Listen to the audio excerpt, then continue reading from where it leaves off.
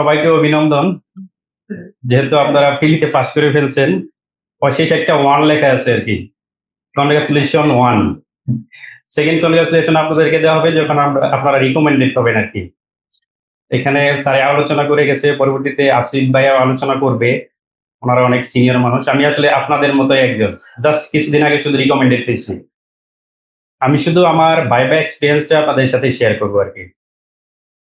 প্রথমে হচ্ছে আপনারা ভাইবা বোর্ডে কিভাবে উপস্থিত হবেন এই রিলেটেড কিছু কথাবার্তা বলতে চাই। আ আপনারা যত পড়াশোনা আছে সব আগের রাত্রেই শেষ করবেন। কারণ হচ্ছে পড়াশোনা করে আসলে খুব যে ভাইবার অ্যান্সার দেওয়া যায়, এটা একেবারেই মিথ্যা কথা আরকি। আমাকে একটা কোয়েশ্চেন এমন করে নাই যেটা আমি পড়ে গিয়ে দিতে পারছি। একটা কোয়েশ্চেনও না। সবগুলো কোয়েশ্চেন আমি যদি একটা লাইনও না পড়ে যেতাম, সেম ভাইবা হইতো আমার। সুতরাং আপনি পড়ে যে খুব বেশি পারবেন, এটা চিন্তা করার দরকার নাই। তবে একটা কনফিডেন্স গ্রোথ হবে স্যার যেটা অলরেডি বলে গেছে আরকি। আচ্ছা, পরীক্ষার দিন সকালে আপনারা যে সময়টা দেওয়া থাকবে, জাস্ট টাইমের মধ্যেই পিএসসি তে চলে যাবেন। যাদের মেট্রোতে যাওয়ার সুযোগ আছে, হেঁটে গেলে সবচাইতে ভালো হয়। কারণ হচ্ছে জ্যাম হওয়ার কোনো সুযোগ নাই। খুব দ্রুত পৌঁছে যাইতে পারবেন। আর মেইন গেটে যাওয়ার পরেই আপনারা আর কাউকে ভেতরে নিয়ে যাইতে পারবেন না। সাথে যদি কোনো বন্ধু-বান্ধব অথবা ফ্যামিলির কেউ থাকে, একটু ভালো হয় আরকি। আপনার মোবাইল ফোনটা তার কাছে দিয়ে গেলেন। জরুরি দেখা গেল যে একটা কাগজ যদি আপনার মিসিং থাকে, তখন দ্রুত এসে বলতে পারলেন অথবা ফোনের মাধ্যমে যোগাযোগ করলেন। একটু সুবিধা হবে আরকি। তা না হলে অনেকটা হ্যাসেল এর মধ্যে পড়তে হইতে পারে। তো আপনি পিএসসি তে মেইন গেটে আপনার বাবা-মাকে মোবাইলটা দিয়ে ব্যাগ নিয়ে ভেতরে ঢুকে যাবেন। এর আগে আপনার রেডি থাকবে হচ্ছে আপনার যে ছবিগুলো অ্যাটেস্টেড করতে বলা হয় অথবা যে কাগজপত্রগুলো নিয়ে যেতে বলা হয়, এগুলো খুব সুন্দর করে সেট করে নিয়ে যাবেন আগে থেকেই। যাওয়ার পরেই আপনি যখন ভেতরে ঢুকবেন, নিচতলায় আপনারে রিসিভ করা হবে। ভেতরেও মোবাইল ফোন রাখার সুযোগ আছে। ওইখানে আপনাকে বলবে যে যাদের সাথে মোবাইল আছে এখানে জমা দিতে পারেন। যদি ভেতরে নিয়ে যান কেউ, কারো সাথে গার্ডিয়ান না থাকে, তাহলে সে ভেতরে গিয়ে ফোনটা জমা দিয়ে দিবেন। তাহলে আপনি এখান থেকে নিয়ে জরুরি প্রয়োজনে ব্যবহার করতে পারবেন। এরপরে আপনাকে ওই পাশে একটা লকার সিস্টেম আছে। ওইখানে ব্যাগগুলা রাখা যায়। যাদের ওইদিন ভাইভা থাকবে আপনারা ব্যাগগুলো ওইখানে রেখে ডকুমেন্ট গুলো একটা ফাইল, ১ টা ২ টা যেভাবে নিয়ে যান আরকি। একটা ফাইলের মধ্যে করে নিয়ে আমি নিচের তলায় একটা হল রুম আছে। ওই হল রুমে চলে যাবেন সবাই। আপনাদের সব ডিরেকশন দেওয়া থাকবে। জাস্ট আপনাদের একটা ওভারভিউ দিতেছি যে ঐদিন সকালে আপনাকে কি ফেস করতে হবে। হল রুমে চলে যাওয়ার পরে একজন স্যার আসবে উপর থেকে। স্যার এসে সিরিয়ালি কিছু র‍্যান্ডম রুল দেওয়া থাকবে যে কোন বোর্ডে কোন রুলগুলা পরীক্ষা দিবে।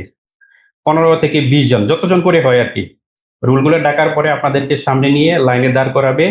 একজন স্যার এসে আপনাদেরকে ওই সাপের মতো লাইন করিয়ে লিফটে করে স্যারের বোর্ডে নিয়ে যাবে।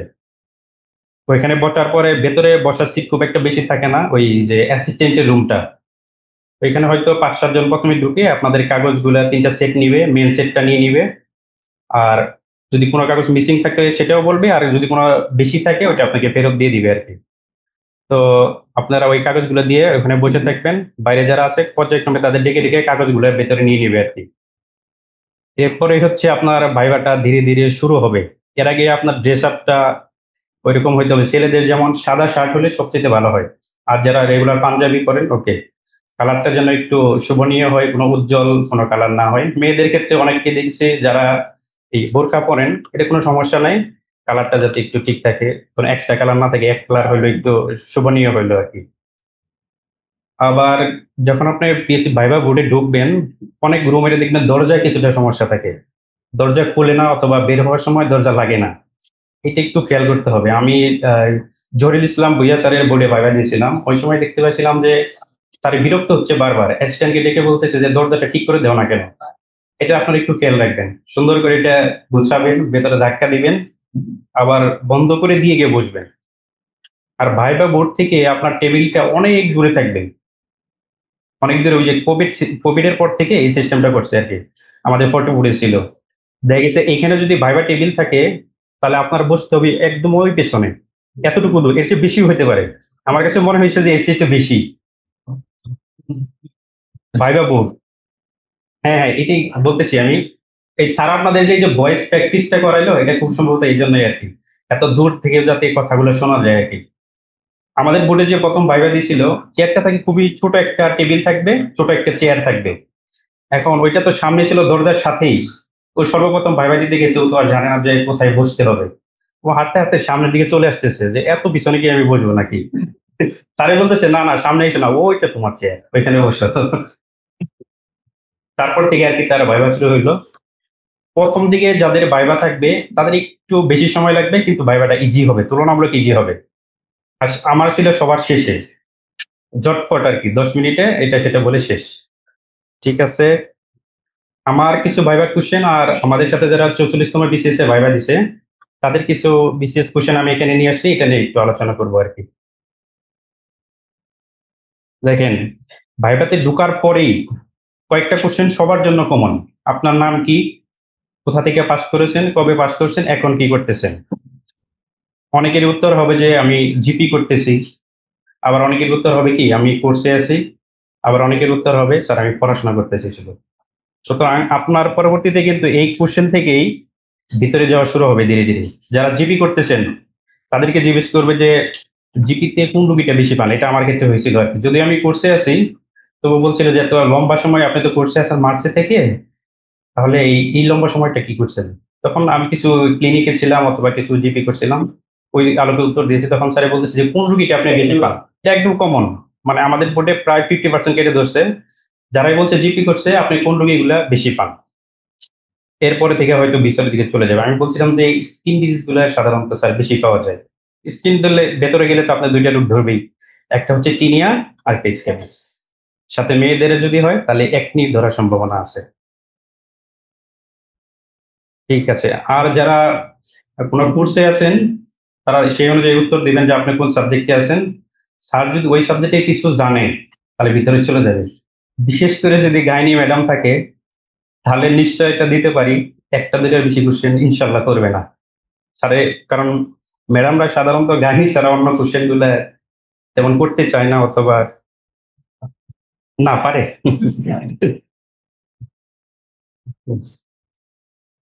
এখন দেখ,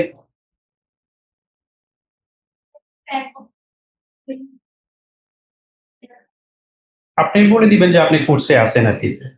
ডিসকন্টিনিউ আসলে একটা ডিসক্রেডিট, আপনি মিথ্যাও বলবেন না, মেনশন করার দরকার নেই। আমি স্যার কোর্সে আছি, কোন কোর্সে আছেন, এই কোর্সে আছি, শেষ।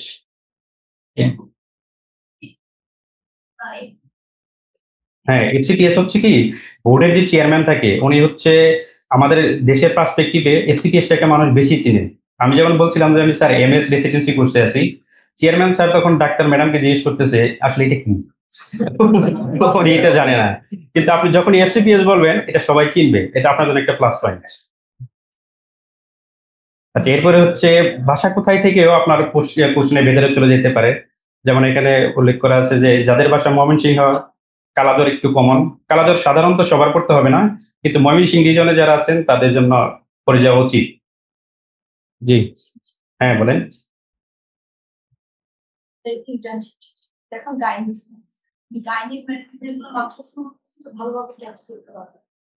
আপনি আপনি সার্জারি বলে দিবেন, সার্জারি বলে দিবেন যে স্যার সার্জারি শেষের দিকে, শেষের দিকে আমার গাইনি শুরু হবে, শেষ।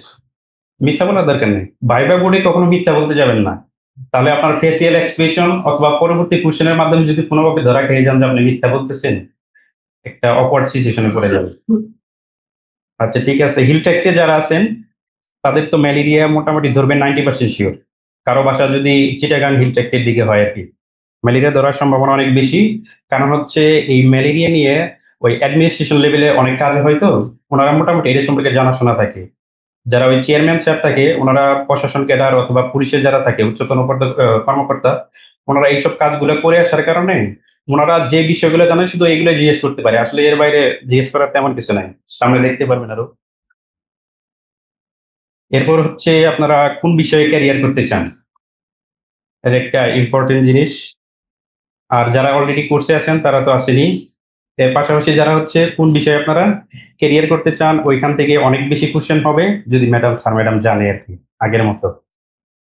আর উপজেলা হেলথ কমপ্লেক্সে কি কি পেশেন্ট আসতে পারে এই কোশ্চেনটা আপনারা খুবই সুন্দর করে সাজিয়ে নিয়ে যাবেন যে আমার এই পেশেন্ট গুলো আসে। আপনার সাবজেক্টও আগে সাজিয়ে বলবেন, যেমন টক্সিকোলজির দুইটা patient OPC, snake venom poisoning. আপনি এই দুইটা আগে প্রথমে এক নম্বরে রাখবেন ওপিসি, আর শেষে রাখবেন হচ্ছে স্নেক ভেনম পয়জনিং। আরো যদি দুই একটা বলতে চান এগুলো মাঝখানে বলে দিবেন। কারণ হচ্ছে কি আপনারা জানেন যে ভাইবার কন্ট্রোল যদি আপনি না নেন তাহলে ভাইবা কিন্তু আপনার এই কন্ট্রোল করতে করতে কোথায় যে নিয়ে যাবে এর কোনো শেষ নেই আর কি।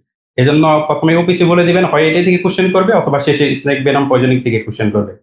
আর স্নেক ভেনমের মধ্যে হচ্ছে ওই যে ভাইলটা কিভাবে গুলে, 10টা ভায়াল 10 ml ডিস্টিল স্যালাইনের সাথে আলাদা আলাদা ভাবে গুলে পরে 100 ml ডি এর সাথে দিয়ে কত ড্রপে 50 to 60 ড্রপে দিয়ে দেয় আর কি। আর সাথে কি রেডি রাখতে হয়? হ্যাঁ, অ্যাড্রিনালিন। হ্যাঁ, এক্সাক্টলি। এটা অনেককে কোশ্চেনটা করা হয়েছে আর কি। আচ্ছা, এর সাথে হচ্ছে আমাদের গেল টক্সিকোলজি। এরপরে আপনি বলবেন হচ্ছে গাইনোকোলজিক্যাল কিছু প্রবলেম। এখানে আপনি এএলসি টা মেনশন করবেন, প্রি-এক্লাম্পসিয়া, এক্লাম্পসিয়া আর হচ্ছে পিপিএস। এই বিষয়গুলো অবশ্যই নিয়ে আসবেন। এর পাশাপাশি যদি আরো কিছু বলতে চান, বিশেষ করে মেয়েরা এবং যদি কোনো গাইনি ম্যাডাম কোশ্চেন করে, তাহলে হচ্ছে মাথায় আরো কিছু বিষয়গুলো দিয়ে দিবেন আরকি। কিন্তু ১ম এ এবং শেষে অবশ্যই এই বিষয়গুলো রাখবেন। PPH, antenatal care, pre-eclampsia, eclampsia. কারণ এগুলো আপনি ভালোভাবে পড়ে যাবেন। ম্যানেজমেন্টও মোটামুটি ওয়ার্ডে করে আসছেন এবং ম্যাডামরা এগুলাতে কোশ্চেন করতে চায় আরকি সবসময়।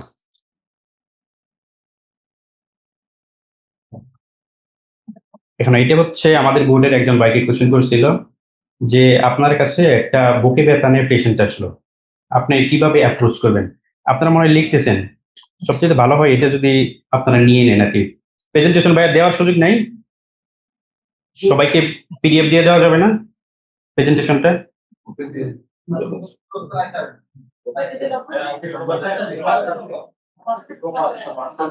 আছে, গ্রুপ আছে। ঠিক আছে, তাহলে লেখার দরকার নেই। আমরা একটু দ্রুত শেষ করব তো, লিখতে গেলে আপনাদের সময় চলে যাবে। তো বলে যাই আপনারা একটু শুনে যান শুধু। হ্যাঁ, কিছু শোনা যাবে আরকি। বয়সের কারণে 25% শুনবেন না, দূরত্বের কারণে আরো 25% শুনবেন না। মোটামুটি 50% বুঝবেন আরকি। কিন্তু একটু এলার্ট থাকতে হবে।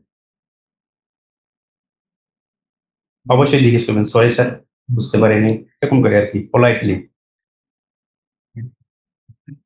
আচ্ছা দেখেন, একটা বুকে ব্যথার পেশেন্ট আসলো, সবচেয়ে কমনলি যে কোয়েশ্চেনটা করছে সেটা হচ্ছে cardiac from non cardiac chest pain কিভাবে ডিফারেনশিয়েট করবেন? এটা একদম ঠুটস্থ করে যাবেন। Cardiac from non cardiac chest pain কিভাবে ডিফারেনশিয়েট করবেন? এরপরে আসে যে উপজেলায় আপনি কতটুকু এটার ম্যানেজমেন্ট করতে পারবেন? প্রথমত হচ্ছে কি উপজেলায় আপনার কাছে তেমন কিছুই থাকবে না। শুধু একটা ইসিজি মেশিন থাকবে আর আপনি নিজে আছেন। অর্থাৎ কি হিস্ট্রি, রিলেভেন্ট ইনভেস্টিগেশন, হিস্ট্রি নিবেন, ফিজিক্যাল এক্সামিনেশন সাথে হচ্ছে ইনভেস্টিগেশন এর মধ্যে শুধু ইসিজিটা করতে পারবেন আরকি। তারপর আপনার উত্তর হবে, "স্যার আমি ইসিজিটা করব, সাথে, সাথে অক্সিজেন দিয়ে দিব, ফিজিক্যাল এক্সামিনেশন করব, cardiac from non cardiac chest pain আলাদা করব। এরপর ইসিজিতে যদি চেঞ্জ থাকে আমি লোডিং ডোজ দিয়ে আমি সিসিইউ বেসড কোনো গভর্নমেন্ট হসপিটাল অথবা নিকটস্থ হসপিটালে রেফার করব।" শেষ আপনার উত্তর। স্যার ইনশাআল্লাহ এরপর আর কোনো পেছানোর চেষ্টা করবে না। কোথায় রেফার করবেন? এটা কিন্তু খুব কমনলি। কোথায় রেফার করবেন? CCU based hospital. যদি আপনার ইসিজি চেঞ্জ থাকে সিসিইউ বেসড হসপিটাল। এই কোয়েশ্চেনটা করা হয়েছিল ওই ভাইবা দেওয়ার কিছুদিন আগে একটা ফিজিক্যাল অ্যাসল্ট এর ঘটনা ঘটছিল ডাক্তারকে আরকি। এজন্য আপনাদের খেয়াল রাখতে হবে ডাক্তার কবে মাইর খায়, ওই আলোকে কিন্তু কোয়েশ্চেন হইতে পারে। যাই হোক তখন ওই ভাইকে জিজ্ঞেস করছিল যে ডাক্তাররা বর্তমানে চেম্বারের সময় নানা ধরনের হয়রানির শিকার হইতেছে, ফিজিক্যাল অ্যাসল্ট এর শিকার হইতেছে। আপনি এর কারণ কি মনে করেন অথবা এ থেকে উত্তরণের উপায় কি? তখন উত্তরটা আপনার অ্যাজ ইউজুয়াল হবে। উত্তর কিন্তু আপনার দিক থেকে দিবেন না। সবসময় মনে রাখবেন যে চেয়ারম্যান স্যার যেহেতু কোয়েশ্চেন করতেছে, উনি একজন সাধারণ মানুষের দিক থেকে ডাক্তারকে পচানোর জন্য কোয়েশ্চেনটা করতেছে। আপনি ওই বিষয়গুলো মাথায় রেখে উত্তরগুলো দিবেন। ১ম এ হবে কি? আপনি বলবেন যে, "স্যার প্রপার পেশেন্ট আসার সাথে, সাথে আমি কি করব? যদি মেল, ফিমেল যদি সেক্স না মিলে একটা অ্যাটেন্ডেন্স থাকবে। তারপর আমি প্রপার হিস্ট্রি নেওয়া শুরু করব। রিলেভেন্ট ফিজিক্যাল এক্সামিনেশন করব। তারপরে কি? Rational investigation. এই রেশনাল শব্দটার মূল্য অনেক বেশি। রেশনাল ইনভেস্টিগেশন এটা অবশ্যই বলবেন। তাহলে আপনার একটা পজিটিভ ভাইব তৈরি হবে তখনই। রেশনাল ইনভেস্টিগেশন করব এবং অ্যাডিকুয়েট ট্রিটমেন্ট দেব। শেষ। এই কথাতেই স্যার ইনশাআল্লাহ সফল হয়ে যাবে আরকি, সন্তুষ্ট হবে। এর পরবর্তীতে হচ্ছে স্যার রাষ্ট্রীয় পক্ষ থেকেও আমাদের কিছু উদ্যোগ নেওয়া উচিত। এক্ষেত্রে আপনি শুধু এটাও বলতে পারেন যে, "স্যার স্বাস্থ্য সুরক্ষা আইন প্রয়োজন।" অথবা এর পাশাপাশি আপনারা যা এড করতে চান, স্বাস্থ্য সুরক্ষা আইনটা বললেই মোটামুটি হয়ে যাবে ইনশাআল্লাহ।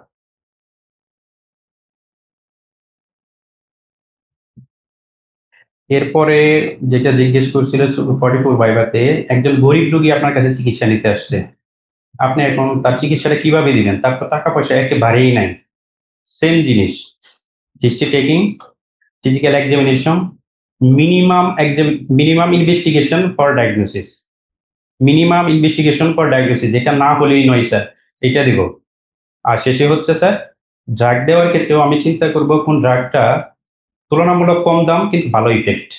এগুলো কিন্তু আপনি পড়ে কোথাও পাবেন না, অথবা আপনাকে আজকে বলে দিলাম তাই গিয়ে বলতে পারবেন ভাইবার টেবিল এরকম নাকি। এই লেভেলের কোশ্চেন গুলো হবে যে আপনার জানা আছে সবই, আপনার নিজেকে প্রিপেয়ার করে নতুন করে বানায় এটার সাইজ করে পরিবেশন করতে হবে আর কি। এইটাই ভাইবা, আর কিছু না। আচ্ছা, আরেকটা কোশ্চেন হচ্ছে আপনার পাশে আপনি আরএমও হিসেবে আছেন, মানে আউটডোর দেখতেছেন পেশেন্ট, 100 পেশেন্ট দাঁড়িয়ে আছে আপনার সামনে। এমন সময় একটা ইমার্জেন্সি পেশেন্ট আসলো, এখন আপনি কি করবেন? এটা ছিল ওই স্যারের কোশ্চেন আর কি, ওই জহির ইসলাম স্যারের। স্যার সবসময় এটাই যাচাই করতে চায় যে ইনস্ট্যান্টলি আপনি কিরকম উত্তর দিতে পারেন আর কি। ইনস্ট্যান্টলি আপনাকে একটা কোশ্চেন অথবা একটা প্রবলেমে ফেললে এটা আপনি সলভ করতে পারেন। স্যার সবসময় এটা দেখতে চায় আপনার কি মুখস্থ আছে, এর ধরনের কোশ্চেন একেবারেই কম করে। সামনে আরো দেখতে পারবেন। তখন ওই ভাইয়াটা বলছিল যে স্যার আমি যে লাইনে দাঁড়ানো আছে তাদেরকে শর্ট করে একটা কাউন্সিলিং করব, অথবা আমার অ্যাসিস্ট্যান্ট যে আছে তাকে দিয়ে কাউন্সিলিং করাবো যে একটা ইমার্জেন্সি পেশেন্ট আছে, আমাকে এখন একটু দেখতে হবে, তারপর গিয়ে স্যার আমি এটা অ্যাটেন্ড করবো। তার এই উত্তরটা নিয়েছিল আর কি। দেখেন এটা আপনাদের জন্য খুবই ইম্পর্টেন্ট, কারণ এটা আমরা আমাদের যে ভাইবা বোর্ড ছিল 15 জন, একজনও পড়ে যায় নাই, কিন্তু প্রায় 10 জনকে এটা ধরছিল। পুলিশ অটোপসি করার জন্য একটা ডেড বডি আপনার কাছে পাঠাইলো, আপনি ধরেন ফরেনসিক মেডিসিনের একজন। এখন আপনি এই অটোপসিটা করার জন্য কোন কোন ডকুমেন্ট গুলো চাইবেন? এই, হ্যাঁ বলেন, একজন বলেন। উইলিংলি কেউ বলবেন? আচ্ছা ঠিক আছে, বলা দরকার নেই, সময় নষ্ট হবে। একটা হচ্ছে ইনকোয়েস্ট রিপোর্ট। বাংলায় যদি বলি ইনকোয়েস্ট রিপোর্ট কি? এই যে ডেড বডিটা, এই লোকটা যে মারা গেছে এর রিলেভেন্ট যে অবস্থাগুলা, কেন মারা গেছে, কিভাবে কি হয়েছে, পুলিশ যে ইনভেস্টিগেশন করে যেটা পাইছে, এটা হচ্ছে ইনকোয়েস্ট রিপোর্ট। আর সাথে হচ্ছে একটা চালান। চালানটা হচ্ছে কি আপনার যে রিটেন রিকুইজিশন ফর্ম, এটা হচ্ছে কি চালান। আর সাথে কি ডেড বডিটা আইডেন্টিফিকেশনের জন্য একজন নিকটাত্মীয় অথবা পুলিশ কনস্টেবল, এই তিনটা জিনিস আপনার বলতে হবে আর কি। অধিকাংশ দুইটা করে বলতে পারছে আর কি। ইনকেস রিপোর্ট বললে চালান বলে নাই, চালান বললে ইনকেস রিপোর্ট বলে নাই। মোটামুটি স্যারে শুধু বলতে থাকে আর কি আর কি। তো আরেকটা কোশ্চেন হচ্ছে কে কে অটোপসি করতে পারে? এটা মোটামুটি আপনারা জানেন, ম্যাক্সিমাম গাইডে দেওয়া আছে। সেটা হচ্ছে কি মেডিকেল কলেজের ফরেনসিক মেডিসিন ডিপার্টমেন্টের যারা প্রভাষক আছে, professor, assistant professor, associate professor, আর সাথে হচ্ছে কি সিভিল সার্জন এবং তার আন্ডারের RMO, residential medical officer.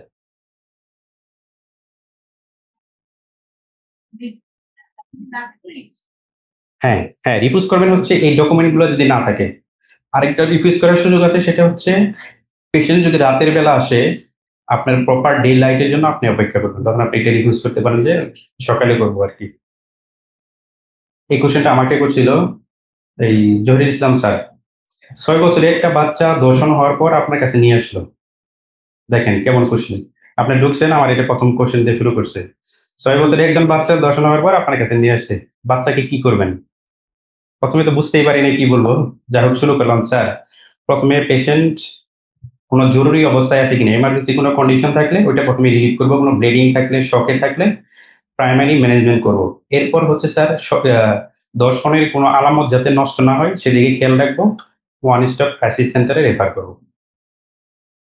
One stop crisis centre maximum মেডিকেলে আছে, আপনারা যদি খেয়াল করে থাকেন যে চিপায় চাপায় একটা করে ওসিসি নামে একটা ইয়ার সিস্টেম ছিল। জি, OCC, one stop crisis centre. এখানে হচ্ছে ফিমেল এবং শিশুদের যে কোনো ধরনের ফিজিক্যাল অ্যাসল্ট অথবা ট্রমা যাই হোক তাদেরকে বিশেষ সুবিধা দেওয়া হয়, চিকিৎসা পাশাপাশি আইনি সহায়তা। একটু আপনারা চ্যাট জিপিটি থেকে দেখে নিন ভালোভাবে। আচ্ছা, এরপরে কোশ্চেনটা ছিল আরো কঠিন, যে দর্শককে যদি ধরে আপনার সামনে নিয়ে আসে তখন কি করবেন? কোন উত্তর আছে? উত্তর দেওয়া খুবই কঠিন। তখন আমি বলছিলাম যে স্যার যথাযথ পুলিশ কর্তৃপক্ষের নিকট হস্তান্তর করব। মোটামুটি সন্তুষ্ট ছিল। উত্তরটা এরকমই হবে আর কি। যে আপনারা এই কোশ্চেনটা দেওয়ার উদ্দেশ্য হচ্ছে দেখেন আপনারা কেমন একটা অকওয়ার্ড সিচুয়েশনে ফেলে দিবেন। আপনি জানেনই না যে এই কোশ্চেন সম্পর্কে কোনো কিছু, কিন্তু আপনাকে উত্তর দিতে হবে। এটার জন্য সবসময় রেডি থাকবেন। কোশ্চেন কঠিন হবে না, কিন্তু আপনাকে যাচাই করবে যে আপনি উত্তর দিতে পারেন কিনা। বলেন। আর বলেন, আমি সান্নাত।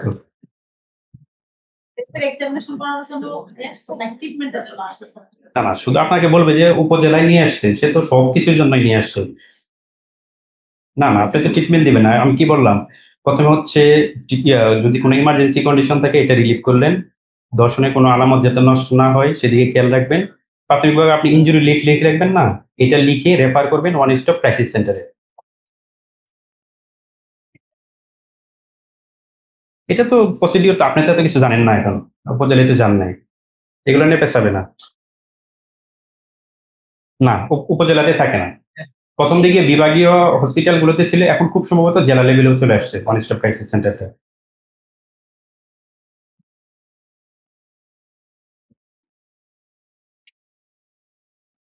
ও সরি, পিপিএস এটা মোটামুটি যারা ভাইবা নিতে আসে ম্যাক্সিমামই থাকবে গাইনি ম্যাডাম, তারপরে থাকবে সবচেয়ে সংখ্যার দিকে সবচেয়ে বেশি থাকবে মেডিসিন, কিছু সংখ্যক সার্জারি, কিছু সংখ্যক পেডিয়াট্রিক্স। এর বাইরেও বেসিক সাবজেক্টেরও কিছু সারা চলে আসতে পারে। দেখা গেছে গাইনি ম্যাডামদের সবচেয়ে প্রিয় কোশ্চেন গুলোর মধ্যে একটা হচ্ছে পিপিএস। আর আর তিনটা সাবজেক্ট কি বলছিলাম, এএলসি, পি একলামশিয়া, একলামশিয়া, এই চারটার মধ্যে একটা না একটা আপনাকে ধরবেই আপনার যদি কোনো গাইনি ম্যাডামের কাছে ভাইবা পড়ে যায়। দেখেন পিপিএস থেকে ধরছিল প্রথমে যে পিপিএস বলতে আপনি কি বুঝেন। এই কিছু জিনিসের সংজ্ঞা হচ্ছে আপনার মুখস্থ করে যেতে হবে। তার মধ্যে পিপিএস এবং পিএক্লামশিয়া একটা, পিপিএস পিএক্লামশিয়া এই দুইটার সংজ্ঞাটা পড়ে যাবেন। ওই যে any bleeding from or into the vaginal tract যে সংজ্ঞাটা আছে ওইটা পড়বেন আর কি। আচ্ছা, এরপরে দেখেন ইন্টারেস্টিং একটা কোশ্চেন করেছে, সেটা হচ্ছে পিপিএস ম্যানেজমেন্টে বাংলাদেশি একজন ডাক্তারের বিশেষ সুনাম আছে, কে? সাইবাস। এর মেথডটার নাম কি? সাইবাস মেথড। সাইবাস মেথডটা কি, এটা সম্পর্কে আমাকে একটু বিস্তারিত জিজ্ঞেস করছিল। সাইবাস মেথডটা হচ্ছে যখন আমরা পিপিএস এর জন্য আমাদের যে কনভেনশনাল মেথড গুলো আছে এগুলো যখন ইউজ করি, আর্গুমেন্টিন দেই, অক্সিটোসিন দেই, তারপরে হচ্ছে ওই সাইটোমিস দেওয়ার পরেও যখন ব্লিডিংটা কমবে না, তখন নিম্ন আর্থসামাজিক অবস্থা যাদের আমাদের মতো খারাপ ডেভেলপিং কান্ট্রি, এসব কান্ট্রির জন্য এই আবিষ্কারটা একটা যুগান্তকারী আবিষ্কার বলা যায়। এই জন্য উনি আর কি ইন্টারন্যাশনালি রিকগনাইজড। তখন কি করা হয়, একটা কন্ডম ক্যাথেটার, তার সাথে কি থাকবে, একটা কন্ডমের সাথে একটা ক্যাথেটার লাগিয়ে ইউটেরাসের ভিতরে দিয়ে এটা ফুলিয়ে দিব। জাস্ট এটুকু বলতে পারলে ইনশাল্লাহ বেঁচে আসতে পারবেন।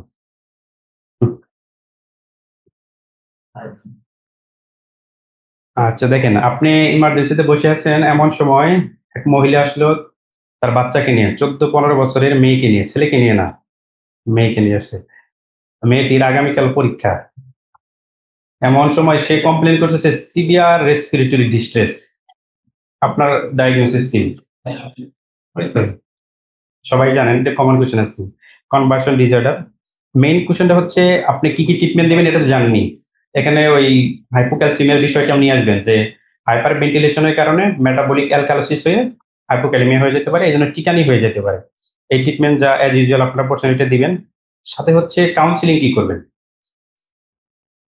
কাউন্সেলিংটা হচ্ছে রিঅ্যাসুরেন্স করবেন তাকে, তার মাকে আলাদা করে বলে দিবেন যে ভয় পাওয়ার কিছু নাই, এটা হচ্ছে ও অতিরিক্ত চিন্তার কারণে এই সমস্যাটা হয়েছে, আপনারা ওকে কি কনসেন্ট্রেশন দেন, তার প্রতি বেশি ইয়া করেন, হয়ে যাবে ইনশাল্লাহ, ঠিক হয়ে যাবে, এটাই আর কি। জাস্ট স্যাররা দুই একটা কথা শুনতে চাই যে আপনি এই জিনিসগুলো জানেন কিনা। দেখেন আপনার উপজেলা হেলথ কমপ্লেক্স কমপ্লেক্স ধরেন একটা হাইওয়ে রোডের পাশে, এমন সময় একটা পেশেন্ট আসলো, ফিমোরাল আর্টারি ইনজুরি হয়ে গেছে। এটা কিন্তু কোশ্চেনটা ধরছে, হুবহু এটাই ধরছে। এখন দেখেন স্যারে আপনাকে কিভাবে হিন্টস দিতেছে, আপনি কিন্তু সার্জন না, এখন আপনি কি করবেন? তার মানে আপনার বিপদে ফেলতে চাচ্ছে, আপনি সার্জন না মানে রেফার করে দিবেন। স্যারে শুনতে যাচ্ছে এটা আর কি, না আপনি রেফার করতে পারবেন না। কারণ হচ্ছে কি, ফিমোরাল আর্টারি ইনজুরি হলে যদি আপনি রেফার করে দেন ব্লিডিং বন্ধ না করে, গাড়িতে ওঠার আগেও রুগী মারা যেতে পারে। এই জন্য আপনাকে কি করতে হবে, প্যাকিং দেন যে কোনো ভাবে হোক, আমার ব্লিডিংটা বন্ধ করতে হবে, তারপর আমি রুগীটা রেফার করবো। তারপরে কোশ্চেন গুলো দেখেন, এটা কারা রিপেয়ার করে? Vascular surgeon. ভাস্কুলার সার্জারি কোথায় এগুলো করা হয়, কোন হসপিটালে? বাংলাদেশে টারশিয়ারিতেও সব জায়গায় করা হয় না, ঢাকায় হলে হচ্ছে এনআইসিবিডি তে করা হয়। শুধু ভাস্কুলার ইমার্জেন্সি চালু আছে এনআইসিবিডি তে। ঠিক আছে। আমাদের দেশে কয়েকটি ভ্যাকসিন প্রিভেন্টেবল ডিজিজের নাম, সরি, প্রিভেন্টেবল ডিজিজ আর কি, আরেকটা আছে ভ্যাকসিন প্রিভেন্টেবল, এটা পরে আসবে। এখানে মেইনলি স্যারে শুনতে চাইছিল ওই যে ডায়াবেটিস মেলাইটাস হাইপারটেনশন আর কি। এটা ওই যে সচিব স্যারের বোর্ড চেয়ারম্যানের কোশ্চেন। হ্যাঁ হ্যাঁ, প্রিভেন্টেবল ডিজিজ আর কি। Preventable disease diabetes mellitus hypertension তো প্রিভেন্টেবল। আপনি যদি আগে থেকে এক্সারসাইজ করেন, অ্যাডিকুয়েট ফুড ইনটেক যদি সবকিছু ঠিক করেন, তাহলে কি এটা প্রিভেন্টেবল ডিজিজ। আচ্ছা, এটা গেল, তো বলার কিছু নাই। সিউগুড়িতে হাই ফ্লো না লো ফ্লো অক্সিজেন দিবেন, কেন দিবেন সবাই জানেন, বলার প্রয়োজন নাই। ঠিক আছে, হাইপোক্সিক ড্রাইভ আর কি। এরপরে হচ্ছে টেনশন নিয়মিত রাখছে একজন পেশেন্ট, আসলে আপনার কাছে কি কি ফাইন্ডিংস পাবেন। আপনি জাস্ট ওই ফিজিক্যাল এক্সামিনেশনের যে ফাইন্ডিংসটা বলবেন, প্রথমে একটা শর্ট হিস্ট্রি, যেমন একটা ট্রমার হিস্ট্রি থাকতে পারে, অথবা আগে থেকে সিপিডি থাকতে পারে। গেল, পরে হচ্ছে কি তার আপনার চেস্ট এক্সামিনেশন করে পারকাশন রুট কি পাবেন, হাইপার রেজোনেন্ট, ডেড সাউন্ড, অসকালটেশনে ডিমিনিশড অর অ্যাবসেন্ট। আর সাথে সাথে যদি একটা চেস্ট এক্সরে করেন, hyper translucent lung field without David vascular marking, কোনো ভাস্কুলার মার্কিং থাকবে না। ইমিডিয়েটলি আপনি কি করবেন, পরে কোশ্চেনটা ছিল ইমিডিয়েটলি আপনি কি করবেন। হোয়াইট বোর্ড নিডেল মিড ক্লিয়ারকুলার লাইনে সেকেন্ড ইন্টারকোস্টাল স্পেসে দিয়ে দিবেন, শেষ। আপনার ম্যানেজমেন্ট উপজেলায় শেষ। এরপরে কি করবেন, স্যার আমি রেফার করবো কিসের জন্য, চেস্ট ড্রেনেজের জন্য। চেস্ট ড্রেনেজের জন্য রেফার করুন, শেষ। দেখেন কোশ্চেন কেমনে করে, ইপিআর এর নাম শুনছেন, মনে করতেছে যে আপনি কিছুই পারেন না। কোন ভ্যাকসিন কখন দেওয়া হয়, একদম পুরো শিডিউলটা ধরছিল এটা। যেমন বিসিজি কখন দেওয়া হয়, বলবেন যে স্যার এটা বাড়তে দেওয়া হয়, কিন্তু আমাদের দেশে যেহেতু এটার সুযোগ কম অথবা দেওয়া হয় না, প্র্যাকটিস নাই, এজন্য স্যার এটা 6 উইকসে বাকি ভ্যাকসিন গুলোর সাথে দেওয়া হয়। জাস্ট আপনি 6 উইকে, 10 উইকে, 14 উইকস সবগুলো কিন্তু একদম মুখস্থ করে যেতে হবে। ইপিআই নিয়ে কোনোভাবেই ঠেকা যাবে না, জিজ্ঞেস করবে সাথে সাথে উত্তর দিতে হবে। ইপিআই এর যখনই কোশ্চেন করবে সাথে সাথে আপনার উত্তর দিতে হবে, কয়টা ডিজিজ, কয়টা ভ্যাকসিন, পেন্টাভ্যালেন্টে কি কি ভ্যাকসিন থাকে, এইচআইভি মানে কি। হ্যাঁ, এখানে কিন্তু বিশাল একটা ঝামেলা। এইচআইভি মানে আপনি বলে দিবেন যে স্যার হিউম্যান ইমিউনোডেফিসিয়েন্সি ভাইরাস। ঠিক আছে, আচ্ছা এখানে ইপিআই কোশ্চেন করলে ইপিআই এর কোশ্চেন থেকে আপনার চলে যেতে পারে হচ্ছে ভ্যাকসিন প্রিভেন্টেবল ডিজিজ। ইপিআই এর যে ডিজিজ গুলো ট্রিটমেন্ট করা হয় এগুলোই হচ্ছে আপনার vaccine preventable disease, same question আর কি। আচ্ছা, এখন দেখেন উপজেলায় আপনার কাছে 4 বছরে একটা বাচ্চা আসলো 103 থেকে 4 ডিগ্রি সেন্টিগ্রেড জ্বর নিয়ে, শুধু একটা হিস্ট্রি পজিটিভ, সেটা হচ্ছে তার মামার সেম কন্ডিশন ছিল। তার মানে আপনার ডায়াগনোসিস কি, ফেব্রাইল কনভালশন। ডায়াগনোসিস হচ্ছে ফেব্রাইল কনভালশন। মামার হিস্ট্রি যখনই বলবে তখন আপনাকে ধরে নিতে হবে ফেব্রাইল কনভালশন বোঝাতে চাচ্ছে স্যার। ঠিক আছে। আচ্ছা, এখন হচ্ছে আপনি কি কি ট্রিটমেন্ট দিবেন, কি কি কাউন্সিলিং, মেনলি এটা দোষিল হচ্ছে কাউন্সিলিং কি করবেন। স্যার ট্রিটমেন্ট শুনতে চায়নি, জানি তো ট্রিটমেন্টটা হচ্ছে কি, পাররেক্টাল ডায়াজিপাম সাথে সাথে দিবেন, পরবর্তীতে কি সিরাপ হইলে বারবিক, আর যদি মুখে ট্যাবলেট খাইতে পারেন ডায়াজিপাম দিয়ে দিবেন সেটিল। আর সাথে জ্বরের জন্য নাপা চলতে থাকবে। এখন পরামর্শ হচ্ছে বাবা মাকে আপনি কি কাউন্সিলিং করবেন। হুম, হ্যাঁ, সেটা হচ্ছে এটা 6 মাস থেকে 6 বছরের মধ্যে যে কোনো বাচ্চারা হইতে পারে। সাধারণত ফ্যামিলি হিস্ট্রি পজিটিভ থাকলে, পরিবারের ফালটি রক্ত সম্পর্কের কারো যদি হয় তাহলে এটা হইতে পারে। যেহেতু আপনার বাচ্চা মামার আগে ছিল, সুতরাং আমরা ধারণা করতেছি যে ওই বংশগতভাবে এটা ওর কাছে চলে আসে। এই রোগের নাম হচ্ছে ফেব্রাইল কনভালশন। জাস্ট এভাবে বলতে থাকবেন। পরবর্তীতে আপনি যেখানে বেড়াতে যাবেন আপনার বাচ্চাকে সাথে নিয়ে আপনার ব্যাগের মধ্যে অবশ্যই সেডিল এবং নাপাক সিরাপ সাথে থাকবে। ব্যাগের মধ্যে সেডিল নাপা সিরাপ সাথে থাকবে, এটা তো মেইনলি শুনতে চাই, এটা বলবেন। এরপর হচ্ছে বয়স বাড়ার সাথে সাথে, বয়স এবং ওজন বাড়ার সাথে সাথে ডাক্তারের কাছে গিয়ে আপনার ওষুধের ডোজ পরিবর্তন করে নিয়ে আসবেন। এই মোটামুটি শেষ। শেষ কথাটা হচ্ছে ভয়ের কোনো কারণ নেই, 6 বছরের পরে সাধারণত এই রোগটা আর থাকে না, এমনি এমনি ভালো হয়ে যায়, শেষ। এরপর হচ্ছে ডায়রিয়া। ডায়রিয়া নিয়ে একটা পেশেন্ট আসলো, মোস্ট কমন কজ কি, ভাইরাস, দুটা ভাইরাস। দেখেন পরে কোশ্চেনটা আপনারা চেপে ফেলার জন্য কোন অ্যান্টিবায়োটিক দিবেন সরাসরি জিজ্ঞেস করবে। অ্যান্টিবায়োটিক দিব না, কারণ কি ভাইরাল ফিভার, ভাইরাস ইনফেকশন যেহেতু অ্যান্টিবায়োটিক দিব না। এমনিতে ইনশাল্লাহ ভালো হয়ে যাবে 7 দিন অথবা 1 সপ্তাহ পরে। ওরাল ডাক দিলে কখন আবার নিয়ে আসতে বলবেন আপনার কাছে? এটা একটা ইম্পোর্টেন্ট কোয়েশ্চেন আরকি। কখন বলবেন? হ্যাঁ, ডিহাইড্রেশন এর যে সাইন গুলো আছে এগুলো যদি থাকে তাহলে বাচ্চাকে আবার নিয়ে আসতে বলবেন। বাচ্চা যদি মুখে খাইতে না পারে, তারপরে হচ্ছে কি সানকে নাই, চোখ যদি গর্তে চলে যায়, চামড়াগুলা যদি কি হয়ে যায়? ঢিলা হয়ে যায়। স্কিন টেস্ট তো আর বুঝবে না, চামড়া ঢিলা হয়ে যায়। এরকম যদি যত বাংলায় বলতে পারবেন স্যারে মনে করবে ইয়েস, অনেক ভালো কাউন্সেলিং পারে, অনেক ভালো ডাক্তার। এরপরে কোয়েশ্চেন হচ্ছে শুধু ভাইয়াদের জন্য। এনবিডি করেছেন কখনো? এটা আপনাদের জিজ্ঞেস করবে আরকি। জি স্যার করছি। যারা দেখছেন ২-১ টা তারাও বলবেন। দেখছেন তো করছেনই আরকি মোটামুটি। হ্যাঁ, করছি। আপনি তো ছেলে মানুষ, তাহলে এনবিডি করবেন কি? অবশ্যই করতে হবে। আচ্ছা। এটা একটা কোয়েশ্চেন হচ্ছে উপজেলাতে আপনি তো ছেলে ডাক্তার, কোন মেয়ে ডাক্তার নাই। এমন সময় একটা এনবিডির পেশেন্ট আসছে। এখন আপনি কি করবেন? পেশেন্ট পার্টিতে চাচ্ছে না যে আপনি অ্যাটেন্ড করেন। কি হবে? হ্যাঁ, আমি হচ্ছে ওইখানে হচ্ছে ট্রেন্ড মিডওয়াইফ থাকে। তারা চেষ্টা করবে। সাথে যদি কমপ্লিকেশন অ্যারাইজ করে অথবা অ্যারাইজ করার পসিবিলিটি থাকে তখন আমি হচ্ছে অ্যাটেন্ড করব প্রপার কাউন্সেলিং এর পরে শেষ। এরপরে যদি তারা রাজি না হয় চলে যাবে মেডিকেল কলেজে।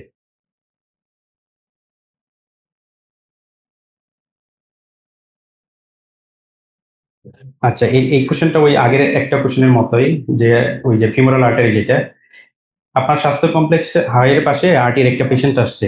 এই পেশেন্টটাকে আপনি কিভাবে অ্যাসেস করবেন? জাস্ট এনলে স্যারে শুধু শুনতে চাচ্ছে যে প্রটোকলের নামটা এটিএলএস প্রটোকল। এটা আপনি জানেন কিনা? এটার ফুল মিনিং কি? Advance comma live service. এটা হচ্ছে ২ টা survey. Primary survey, secondary survey. Primary সার্ভেতে A, B, C, D, E যেটা আছে এটা। আর সেকেন্ডারি সার্ভে হচ্ছে from 8 to 2। 8 to 2 full examination এবং হিস্ট্রি ইমেজ। আর শেষে হচ্ছে কি ডেফিনিটিভ ম্যানেজমেন্ট যেটা হয় শেষ। এটা একটু মাথায় রেখেন। অনেকে হচ্ছে গাইনি অথবা মেডিসিনে যারা আছেন তারা হয়তো এটা পড়তে ভুলে যাবেন। দেখেন শেষে হচ্ছে কমন একটা question, right lower abdominal pain with fever with vomiting. বলেন ভাই ভাই আপনি কি জানতে চাচ্ছে ডায়াগনোসিস? Acute appendicitis. আপনার সবচাইতে কমন যেটা আপনার যে সিনারিওটা দিবে সবচেয়ে কমন যেটা মনে হবে ওটাই বলতে হবে আরকি। স্যার ওই এত কঠিন কিছু চিন্তা করে আপনার কোশ্চেন করবে না। জাস্ট একদম সিম্পল জিনিসগুলো আপনার কাছ থেকে জানতে চাইবে। ভাইবা কখন কঠিন হয়? যখন আপনি অনেক বেশি ভালো পারেন অথবা কিছুই পারেন না। অনেক ভালো পারলে বেশি মার্ক দেওয়ার জন্য, আর যদি কিছুই না পারেন তাহলে ফেল যাতে বৈধ হয়। আপনার জন্য বাইরে যেয়ে মনে হয় না যে আমার ফেল দিয়ে দিল।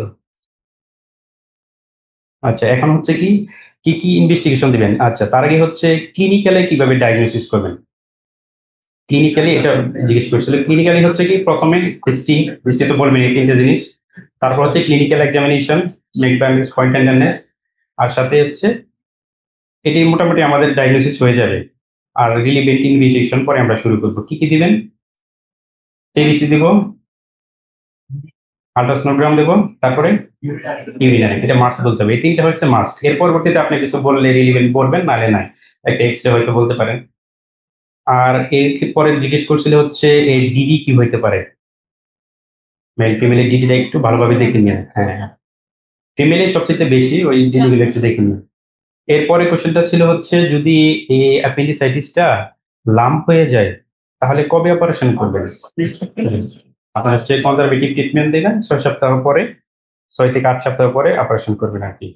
স্যার কিন্তু যারা সার্জন আছেন তাদেরকে একটু খেপানোর জন্য জিজ্ঞেস করবে যে ছেড়ে দিবেন রুগী? মানে স্যাররা তো জানে যে অধিকাংশ স্যাররা করে ফেলে। এটা একটা ইন্টারেস্টিং যারা হচ্ছে হিল ট্যাক্স এর দিক থেকে আসেন তাদের জন্য। আপনার একটা বন্ধু হিল ট্যাক্স থেকে ঘুরে আসছে, তার ফিভার কমপ্লেইন করতেছে, ডায়াগনোসিস সিম্পল একদম ম্যালেরিয়া। স্যারে আবার কোশ্চেন করতেছে দেখেন এরপরে। দেখো এর ২ বছর পরে সে আবার ঘুরতে যাবে বান্দরবন। তোমাকে আবার ফোন দিল যে আগের বার তো ম্যালেরিয়া অনেক কষ্ট করছি, এখন কি করব? তার মানে স্যার আপনার কাছে জানতে চাচ্ছে হচ্ছে ম্যালেরিয়ার প্রোফাইলিসিসটা। প্রোফাইলিসিসটা একটু দেখে যাবেন আরকি। ডক্সোফাইলিন ১ সপ্তাহ আগে থেকে শুরু করে আর ফিরে আসার পরেও ২ থেকে ৩ সপ্তাহ। মেডিসিনে যারা আছেন তারা আরো ভালো পারবেন আরকি।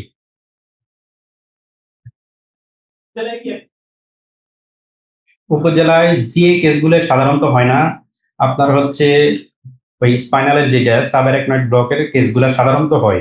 জেনারেল সার্জারি একটা পোস্টও আছে উপজেলায়, যদি অ্যাডভোকেট সিটিং থাকে, সব ডাক্তার থাকে, তাহলে অ্যাপেন্ডিসেক্টমি হয়। সেটিং আছে আর কি, সাধারণত হয় না। কারো কোনো কোশ্চেন আছে এই প্রশ্নগুলো থেকে? হ্যাঁ হ্যাঁ, সিজার সেকশন হয় তো, সিজারিয়ান সেকশন হয়। আপনি হচ্ছে ওই উপজেলা হেলথ কমপ্লেক্সের অর্গানোগ্রাম যেটা দেওয়া আছে, কারা কারা কনসালটেন্ট আছে এটা দেখে নিবেন, তাহলে আপনার উত্তরগুলো দিতে খুবই সোজা হবে। যেমন একজন কি সার্জারি একজন কনসালটেন্ট থাকে, গাইনি একজন কনসালটেন্ট থাকে, পেডিয়াট্রিক্সে থাকে, এগুলা। তাহলে আপনার যখন কোশ্চেনটা করবে, দেখেন জেনারেল সার্জারি আছে, সার্জন আছে আমার, অ্যানেস্থেসিওলজিস্ট আছে আমার, ওটি কেবিড আছে, তাহলে কি অবশ্যই হবে। এই জিনিসগুলো একটু মনোযোগ সহকারে দেখে নিন। আচ্ছা, এরপরে হচ্ছে সাইদুর রহমান স্যারকে চিনেন সবাই? চিনতেই হবে কিন্তু। হ্যাঁ, স্বাস্থ্য উপদেষ্টা বিশেষ সহকারী, একটু ভালোভাবে জেনে নিন। এখন দেখেন আমরা টপিকস ওয়াইজ, সাবজেক্ট ওয়াইজ কিছু জিনিস আলোচনা করবো, যেমন ফরেনসিক মেডিসিন থেকে অটোপসির বিষয়ে অলরেডি আমরা আলোচনা করে ফেলছি। এরপরে গ্রিভার সার্চ, ভাই যখন এখানে বাইবা নিচ্ছিল জিজ্ঞেস করতেছিল যে গ্রিভার সার্চ কি, এটা আপনারা একটু দেখে নেবেন। কারণ হচ্ছে কি, যখনই গ্রিভার সার্চ হয় তখন এটা পুলিশ ফাইল করলে যা হয়, যদি গ্রিভার সার্চ না থাকে তাহলে এটা আকাশ পাতাল ডিফারেন্স। যখনই গ্রিভার সার্চ হয় তখন আপনার কিন্তু ওই কেসটা একটু শক্তিশালী হয়, গ্রিভার সার্চ না হলে তেমন কোনো রেজাল্ট আসে না, এই জন্য স্যারা এটা বারবার জিজ্ঞেস করে। আর রেপ কেস আমি যেটা বললাম, আর একটু সংজ্ঞাটা দেখে নিয়ে রেপের মুখস্থ করবেন না যে কত বছর থেকে কত বছর, ইরিসপেক্টিভ অফ এজ বিলো 16 ইয়ার্স, মনে হচ্ছে কিনা আপনাদের? 18 ইয়ার্স এর নিচে একটা, আর ইরিসপেক্টিভ অফ এজ হচ্ছে 16 ইয়ার্স, একটু খেয়াল রেখেন। ওয়ান স্টপ ক্রাইসিস সেন্টার তো দেখে নেবেন। জেনেভা ডিক্লারেশন, আমাদের যে ওথটা নেই ওই বিএমডিসি সার্টিফিকেট নেওয়ার আগে আর কি, রিডিং করে নেবেন কয়েকটা। আপনারা যদি জিজ্ঞেস করে 3-4টা যাতে বলতে পারেন, অনেকে ধরছে এটা। ইনফেকশিয়াসে তো জানেনই কি কি পড়তে হবে, টাইফয়েড, ম্যালেরিয়া তো বলে পেলাম কিভাবে পড়বেন। টাইফয়েডের মধ্যে মেনলি হচ্ছে আপনার সাইন সিমটম কিভাবে আসবে, ডায়াগনোসিস করবেন কিভাবে, ইনভেস্টিগেশন কি দিবেন, ট্রিটমেন্ট কি, আর সাথে একটু কমপ্লিকেশন মাঝে মাঝে ধরে, রেয়ার। 44 তেমন ধরে নেই। ম্যালেরিয়া নিয়ে কোশ্চেনটা বলে ফেলছি, এরকমই মোটামুটি সিভিয়ার ম্যালেরিয়া, ম্যালেরিয়া ট্রিটমেন্টটা এর সাথে আপনারা পড়ে নিতে পারেন। কালাজ্বর তো যারা ময়মনসিংহ গাজীপুর এই রিজনে আছেন তারা, গাজীপুরে এখানে একটা ভাই আছে। আচ্ছা, আমার বাসা গাজীপুর, তো গাজীপুরের যখন জিজ্ঞেস করলো বাড়ি কোথায়, তারপরে জিজ্ঞেস করছে যে গাজীপুরের বিখ্যাত কি জিনিস আছে বলেন তো। কাঁঠাল। এটা বলতে হবে কিন্তু, গাজীপুরে যারা আছেন বলতে হবে। হ্যাঁ, যার যার এলাকার বিখ্যাত কি জিনিস আছে এটা বলতে হবে। সর্বশেষ জিআই পণ্য যেগুলো আছে, আপনার জেলায় কোন কোন জিআই পণ্য আছে এটা একটু দেখে নেওয়ার চেষ্টা করবেন। আপনার জেলার জিআই পণ্য, তাহলে একটু বলেন।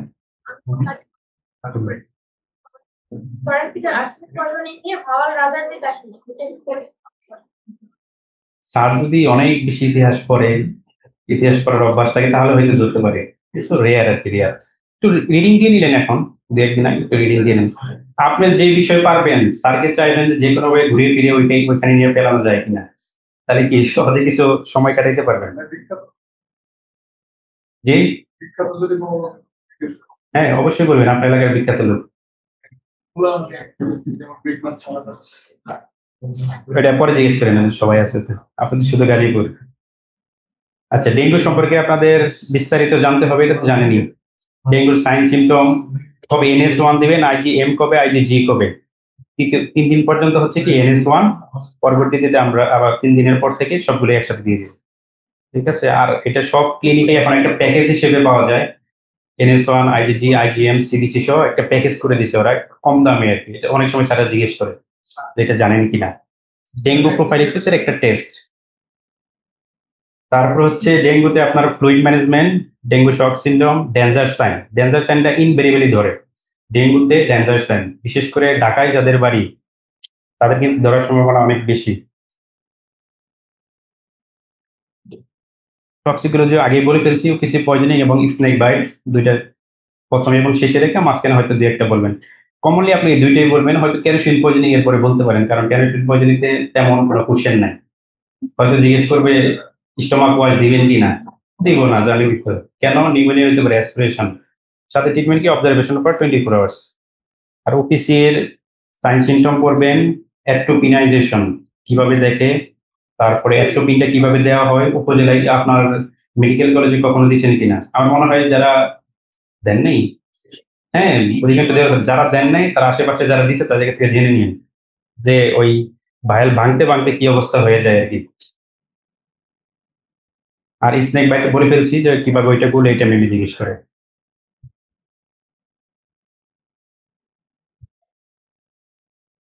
হ্যাঁ, খুব বেশি পয়সা দিবেন ২ ঘন্টার ভেতরে আসলে। পরে আসলে দিয়ে তেমন কোনো লাভ নেই, আপনি দিবেন না। টার্সারি মেডিকেলে সাধারণত দেওয়াই হয় না। কারণ সব পেশেন্ট অলরেডি ৩-৪ ঘন্টা ঘুরে পরে আসে।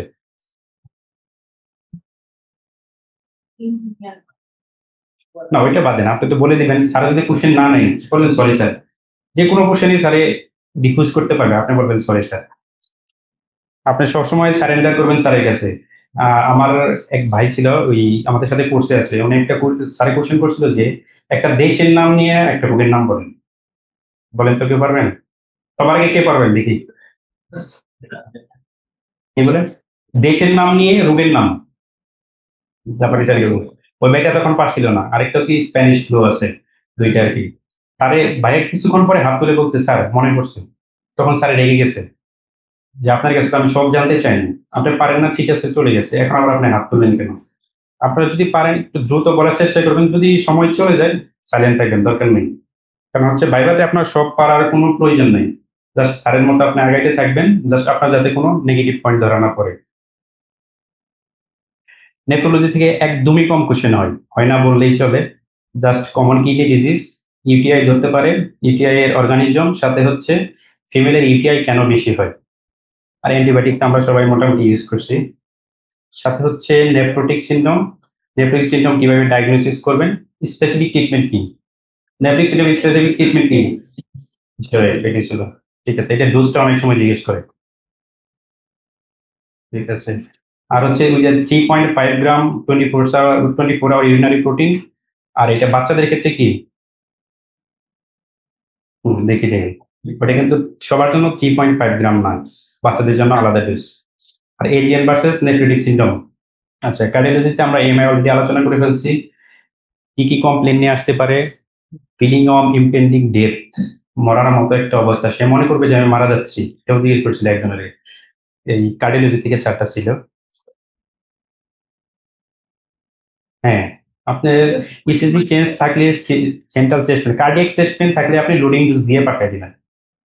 আর ট্রোপনিনাইট আপনি সাথে করতে পারবেন না। কারণ হচ্ছে এটা বাড়তি কিছুটা সময় লাগে ট্রোপনিনাইট। সে ওই সিসিউ বেসড অথবা টারশিয়ারি হসপিটালে গিয়ে বাকি কাজ করবে। রিউমেটিক ফিভারের জোন্স ক্রাইটেরিয়া আছে না? মেজর ক্রাইটেরিয়া গুলো ধরছিল। ৫ টাতে মেজর ক্রাইটেরিয়া খুব ভালোভাবে পড়ে যায়। সাথে হচ্ছে হাইপারটেনশন খুব কমনলি ধরে। আপনার হাইপারটেনশনে আরেকটা যাওয়ার সুযোগ হচ্ছে যারা জিপি করেন, বলবেন স্যার আমি কমনলি হাইপারটেনশনের পেশেন্ট পাই। কিভাবে ম্যানেজ করবেন? কোশ্চেনটা ছিল এরকম যে 140/90 একজন পেশেন্ট আপনার কাছে আসলো। আপনি কি করবেন? কি ড্রাগ দিবেন? প্রথম সেটিং এ আমি ড্রাগ দেব না। Physical exercise, adequate diet control এগুলো বলব। পরবর্তীতে সেটিং এ আসলে যদি আমার বিপি না কমে তখন আমি ড্রাগ দিব আরকি। স্যার এটা শুনতে চাইছিল। হাইপারটেনশন সম্পর্কে বিস্তারিত করে দেবেন আরকি। প্রাইমারি হাইপারটেনশন, সেকেন্ডারি কোনটা? রেসপিরেটরি তো সবাই জানেন। Asthma, COPD. সিওপিডি তো বলে ফেলছি। লো ফ্লো অক্সিজেন কেন দিবেন? অ্যাজমা, সিওপিডি পার্থক্য করবেন। আর হচ্ছে অ্যাজমাটিতে কি টেক্সোপ্যানাডিনের কোনো রোল আছে? কিন্তু সবাই দেয় কেন? এটা কিন্তু একটা কোশ্চেন করছিল। আমরা যে স্টেপ ওয়াইজ ম্যানেজমেন্ট করছিলাম, এখানে কিন্তু ওই টেক্সোপ্যানাডিন অ্যান্টিহিস্টামিনের কোনো রোল নাই। গ্লুকোটাইন রিসেপ্টর ব্লকার আছে। সুতরাং অ্যাজমাতে বলার সময় এটা না বলাই সেফ। আপনি এটা দিবেন না। কারণ এটা তো আমার নাই কোনো জায়গায়। আর ওই সবাই দেয়, এমনিতেই দেয়। দেওয়া উচিত না। কারণ হচ্ছে আমরা অ্যাজমার ম্যানেজমেন্টে তো ফেক্সিফেনাডিন অথবা অ্যান্টিহিস্টামিনের কোনো রোল নাই। আরেকটা হচ্ছে টিবি সম্পর্কে সব পড়ে যেতে হবে। টিবির A to Z পড়ে যাবেন। অর্গানিজম তো আমরা জানি। Sign symptom, evening rise of temperature এগুলো যা আছে সবকিছু পড়বেন। ডায়াগনোসিস কিভাবে করে? First line drug, second line drug. First line drug গুলার আপনার হচ্ছে কি সাইড ইফেক্ট করে দিতে হবে। আর টিবি পেশেন্টে কি কাউন্সেলিং করবেন? হ্যাঁ, আপনার প্রস্রাব হলুদ হয়ে যেতে পারে। এতে ভয় পাওয়ার কিছু নেই। এটা এই ওষুধের কারণে হয়। আপনি ওষুধ কন্টিনিউ করবেন। কোনো সমস্যা হলে এসে দেখাবেন। এন্ডোক্রাইনের মধ্যে হাইপোথাইরয়েডিজম, হাইপারথাইরয়েডিজম এই ২ টা জাস্ট হচ্ছে আপনার সাইন সিম্পটমটা দেখে যাবেন। ওভার ফোনে কোনটা ডায়াগনোসিস করা যায়? হ্যাঁ, হাইপোথাইরয়েডিজম এটা অনেক সময় কোশ্চেন করে। হাইপো ভাইয়া, হাইপার নয়, হাইপোথাইরয়েডিজম। আর হচ্ছে ডায়াবেটিস মেলাইটাসের ডায়াগনস্টিক ক্রাইটেরিয়া। আর শেষের দিকে হচ্ছে গ্যাস্ট্রেশনাল ডায়াবেটিস মেলাইটাসের ট্রিটমেন্ট কি দিবেন? ইনসুলিন। এই কোশ্চেনটা ধরছে অনেককে। সার্জারিতে অ্যাকিউট অ্যাপেন্ডিসাইটিস, তারপর হচ্ছে কি আমাদের বার্নের ম্যানেজমেন্টটা, এটাই খুবই ইম্পর্টেন্ট এবার, কারণ হচ্ছে যেহেতু রিসেন্ট একটা ঘটনা ঘটে গেছে মাইলস্টোনের, যেটা এজন্য জি হ্যাঁ, বার্নের ম্যানেজমেন্ট হচ্ছে পেশেন্ট আসলো, প্রথমে আপনি হচ্ছে প্রাইমারিলি পেশেন্টকে অ্যাসেস করবেন, দেখবেন যে বার্নের পার্সেন্টেজ কত, বার্নের পার্সেন্টেজটা দেখবেন, সাথে হচ্ছে অক্সিজেন লাগিয়ে দিলেন, আসার সাথে সাথে একটা অ্যান্টিবায়োটিক শুরু করতে হবে ব্রড স্পেকট্রাম। তারপর হচ্ছে আমাদের ফ্লুইড ম্যানেজমেন্ট শুরু হবে, আপনি ব্রড স্পেকট্রাম ব্রড ক্যানুলা দিবেন, এটা হচ্ছে 18 দিয়ে শুরু করবেন, 18-20 দুই সাইডে ক্যানুলা করে নিবেন যদি পার্সেন্টেজ একটু বেশি হয়। আর বার্নের অ্যাডমিশন ক্রাইটেরিয়া হচ্ছে কি অ্যাডাল্টের জন্য 15% চাইতে বেশি বার্ন, আর চাইল্ডের ক্ষেত্রে হচ্ছে 10% এর বেশি। আচ্ছা, আর ইলেকট্রিক বার্নে কোনো নাই, আপনি ইলেকট্রিক বার্ন হলেই 24 ঘন্টা ভর্তি দেখতে হবে, আপনি জানেন না তো যে ভিতরে ড্যামেজটা কেমন হয়েছে। এখন ফ্লুইড ম্যানেজমেন্টে হচ্ছে কি, ফ্লুইডটা কিভাবে আমরা হিসাব করি? Percentage of burn into weight into force, এটা হচ্ছে আমার টোটাল ফ্লুইড। এই ফ্লুইডের 50% দেবো আমি প্রথম 8 ঘন্টায়, পরবর্তী 50% দেবো পরবর্তী 16 ঘন্টায়, ধীরে ধীরে আমি ফ্লুইড কমাতে থাকবো। এটাই বার্নের ম্যানেজমেন্ট বলতে এতটুকুই। পরবর্তী ডেফিনিটিভ ম্যানেজমেন্ট হচ্ছে কি স্ক্যালটোমি করা লাগতে পারে, সাথে হচ্ছে কি স্কিন গ্রাফটিং অথবা ফ্ল্যাপ ট্যাপ যা লাগে দিবেন। জি, উপজেলা,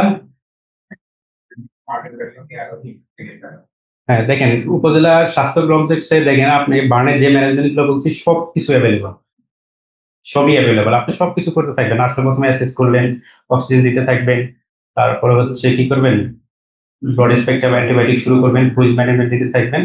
এর পরবর্তীতে যদি আপনার কাছে মনে হয় যে না, বার্নে কি হয় আপনার 50% চলতে যদি বার্ন হয়ে যায়, তখন তার ডেথের সম্ভাবনা কত? 50%।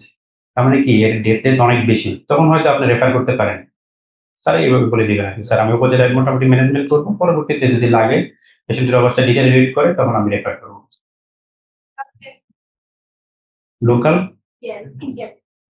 লোকাল স্কিন কেয়ার তো ড্রেসিং করবেন আর কিছু না, এই মেরিনের জিপসাম যেটা পাওয়া যায় ওইটাতে ড্রেসিং করে দিবেন। গাইনোকোলজি কারণ হচ্ছে এখানে অনেক বেশি থাকার অন্যতম কারণ গাইনি ম্যাডামরা অনেক কিছু জানে, কিন্তু অন্য সাবজেক্টে কিছু ধরে না, শুধু গাইনিই ধরে। একটুপিক প্রেগনেন্সি ধরবে, তারপর হচ্ছে অ্যাবর্শন ধরবে, antenatal care, eclampsia, pre-eclampsia, diabetes in pregnancy, APS, PPS, আর হচ্ছে কি নরমাল লেবার। এর সাথে নরমাল লেবারে এপি, নরমাল লেবারের ক্ষেত্রে আমাদের প্রলং লেবার কখন হয়, অবস্ট্রাকটেড লেবার কখন হয়, এগুলি একটু জাস্ট শর্টলি জেনে যাবেন। প্রলং লেবার কখন? ফার্স্ট স্টেজ সেকেন্ড স্টেজ মিলে যখন আমাদের 18 ঘন্টার বেশি হবে। আর অবস্ট্রাকটেড লেবার কি? প্রেজেন্টিং পার্ট যখন অবস্ট্রাকটেড হয়ে আছে, নিচে নামতে পারতেছে না, অবস্ট্রাকটেড লেবার, তখন কি করবেন আপনি? রেফার করার সুযোগ আছে উপজেলা হেলথ কমপ্লেক্স থেকে। পিপিএস তো জানেনই, কি করবেন? শর্ট ফর হেল্প, আমাদের ইয়েতে লেখা ছিল না প্রথমেই, কল ফর হেল্প। পিপিএস ম্যানেজমেন্টটা পুরোপুরি করে যাবেন। আর এফপিএস তো জানেনই, এপিএস এর কি প্ল্যাসেন্টা প্রিভিয়া, অ্যাবডাপশিও প্ল্যাসেন্টা, এগুলো একটু দেখে যাবেন আর কি। ডায়াবেটিস মেলাইটাসে কি ট্রিটমেন্ট, ইনসুলিন, একটু বলে ফেলছেন। প্রিএক্লাম্পসিয়ার সংজ্ঞাটা করবেন, তারপর হচ্ছে কি কি ইনভেস্টিগেশন দিতে হয়। প্রিএক্লাম্পসিয়ার দুইটা টাইপ আছে, একটা কি বলেন তো? মাইল্ড সিভিয়ার, মডারেট আছে, এটা মাথায় রেখে না, মডারেট বলে ফেলেন না যুগে যুগে আর কি। ওই সময় কিন্তু কোনো কিছু খেয়াল থাকবে না যে আপনি কি বলতেছেন, মনে হবে যে বল দিয়ে দিয়েছিল। অ্যান্টিনেটাল কেয়ারে ভাই তো ওই যে কোশ্চেন ধরছিল যে অ্যান্টিনেটাল কেয়ারে কয়টা ভিজিট মাস্ট, 4টা, 16 সপ্তাহে, 24 থেকে 28, 32, 36। আর অ্যান্টিনেটাল কেয়ারে আপনার ফার্স্ট ভিজিটে কি কি ইনভেস্টিগেশন দিবেন, এটা কিন্তু ধরছিল, এটা ইনভেরিয়েবলি ধরবে। যারা গাইনিতে ক্যারিয়ার করবেন তাদের জন্য তো ফরজ। আর মেয়ে হইলে আর গাইনি ম্যাডাম যদি হয় তাহলে আপনার অনেক দূর নিয়ে যাবে। গাইনিতে ক্যারিয়ার করবেন না, অথচ গাইনি ম্যাডামের কাছে মেয়েরা পরীক্ষা দিচ্ছেন, এটা খুবই বিপজ্জনক একটা বিষয়। আপনার কিন্তু অ্যান্সারটা রেডি রাখতে হবে যে আমি গাইনিতে কেন ক্যারিয়ার করবো না, খুবই ইম্পর্টেন্ট টপিক। অবশ্যই আপনি অ্যান্সার রেডি রাখবেন, আপনি গাইনিতে কেন ক্যারিয়ার করবেন না। জানেনই তো গাইনির ম্যাডামরা এমনিতে একটু ভালো থাকে, তো মাঝে মাঝে টক্সিক হয়ে যায় আর কি। আর একটোপিক প্রেগনেন্সি হচ্ছে আপনার কাছে কি কি সাইন সিমটম নিয়ে প্রেজেন্ট করবে, আর তার সাথে ৩ টা জিনিস। একটা কি? Short period of amenorrhoea, abdominal pain, আচ্ছা পারভাইজানাল ব্লিডিং। এই ৪ টা একটু পড়ে যাবেন। সাথে হচ্ছে আপনি উপজেলা পর্যন্ত কতটুকু ম্যানেজমেন্ট করতে পারবেন? সাধারণত আমরা রেফার করে দেই কি করব? প্রাইমারি ম্যানেজমেন্টটা করে, শকের ম্যানেজমেন্টটা করে ফ্লুইড লাগিয়ে দেব, ব্লাড গ্রুপিং ট্রুপিং এগুলো দিয়ে পাঠায় দেব, শেষ।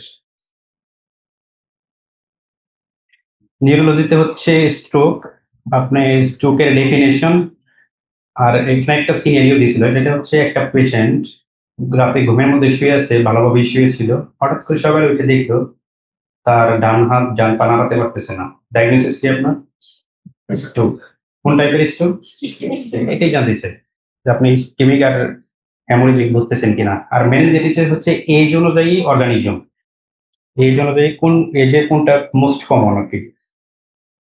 আদার্স এর মধ্যে আছে সার্জারি থেকে একটা কোশ্চেন ছিল আপনার হচ্ছে পারফোরেটেড পেপটিক কালচার আপনি কিভাবে ম্যানেজমেন্ট করবেন। প্রথম হচ্ছে আপনি as usual fluid management, patient stable করে পরে কি রিপেয়ার করে দিবেন। তারপরে পিএইচডিতে triple therapy.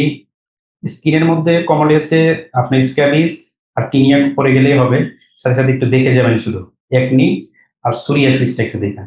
Psoriasis, congenital heart disease, cyanotic acyanotic ভাগ করে মুখস্থ করে যাবেন। সাইনোটিক অ্যাসাইনোটিক আর ট্রপের কম্পোনেন্ট গুলো ধরবে। ট্রপের কম্পোনেন্ট, রেবিসের ভ্যাকসিন শিডিউলটা পোস্ট এক্সপোজারে এখন কিন্তু একটু চেঞ্জ হয়ে গেছে, আপনারা এই শিডিউলটা একটু দেখে নিন। টাইপ 1, টাইপ 2, টাইপ 3, হ্যাঁ এখন একটু চেঞ্জ হয়ে গেছে, একটু দেখে নিন। আর মাইক্রোর যদি কোনো সাবজেক্ট থাকে, হয়তো কিছু গ্রাম পজিটিভ গ্রাম নেগেটিভ ব্যাকটেরিয়ার নাম ধরছে আর কি, একটু দেখে যাবেন। এখন সবকিছুই নির্ভর করবে হচ্ছে আপনার ভাগ্যের উপরে, যে আপনার কি কে কোন স্যার আপনার কাছে পড়তেছে। দেখা গেছে আপনার গাণিতিক ক্যারিয়ার করবেন, গাণির ম্যাডাম পড়লো, তাহলে তো মোটামুটি হয়ে গেল। মোটামুটি 15 থেকে 20 মিনিট ফাইট করতে পারবেন, কোনো সমস্যা নেই। কিন্তু কোনো যদি বেসিক সাবজেক্টের টিচার পড়ে যায়, যে বায়োকেমিস্ট্রি টিচার পড়ে গেছে, এটা তো প্রথম কোশ্চেনে স্যারেন্ডার শেষ। আপনি কি খেয়ে আসছেন? স্যার রুটি খেয়ে আসছি। বলেন কিভাবে মেটাবলিজম হইল? তবে আশা করা যায় সেরকম কোনো বিপদ হবে না, সাধারণত ধরেন আর কি। এখন আসার কথা হচ্ছে স্পেশাল বিসিএস এর সাধারণত কাউকে ফেল করে না।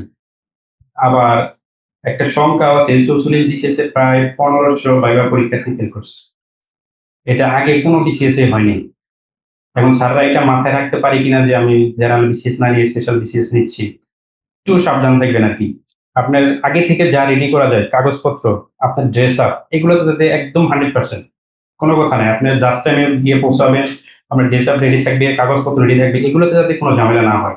আপনি ঠিক সময় গিয়ে ঢুকলেন, বাইবা টেবিলে বসলেন, এখন তো নর্মাল থাকলে এটা কিন্তু আপনি বাসায় থেকে রেডি করে নিয়ে যেতে পারবেন এই পর্যন্ত।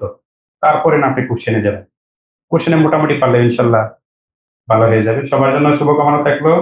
আশা করি সবার অনেকের সাথে এখানে আমার উপজেলায় পোস্টিংও হতে পারে। কেমন হতে পারে যে আপনারা আগে পোস্টিং হয়েছে, আমার পরে হয়েছে, জেনারেল বিসিএস তো একটু বেশি সময় লাগে। ঠিক আছে, ধন্যবাদ সবাইকে, সবার জন্য শুভকামনা। কনগ্রাচুলেশন 2 পাওয়ার জন্য। ইনশাআল্লাহ আপনারা সবাই চলে আসবেন জেনেসিসে। সালামু আলাইকুম।